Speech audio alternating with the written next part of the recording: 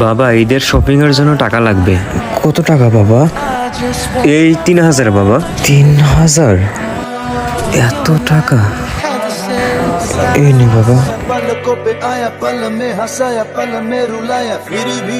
বন্ধু ঈদ শপিং এর বাজেট কত এবার তোর?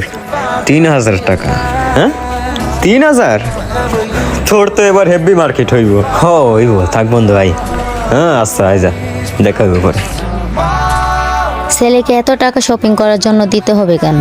ঘরে তো বেশি টাকা নাই। ওরে 1500 দিলেও পারতা। তুমি কি কিনবা?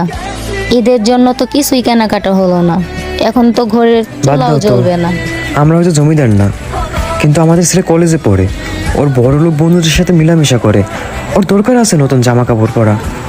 আর ঈদের কিছুদিন বাকি আছে, আমি করে নেবো কিছু একটা। তুমি চিন্তা করো না, আমাদের তো একটাই ছেলে। একদিন দেখো ও আমাদের সব কষ্ট দূর করে দিবে।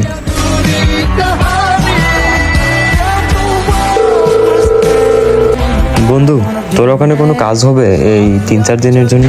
হ্যাঁ হবে তো, চলে আয়। উপকার হলো রে বন্ধু, তাহলে কাল থেকেই আসি। বাবা বাবা মা, তুমি কান্তাছো কেন? আর আর বাবা কোথায়? তোর বাবা? এই ফোনটা আমরা রাস্তায় পেয়েছি। এই ফোনটা যার, মানে আপনার কি হয়? উনি আমার স্বামী হন। আসলে হয়েছে কি, আপনার স্বামীর না অ্যাক্সিডেন্ট হয়ে গেছে, আর উনি ঘটনাস্থলে মারা গেছে।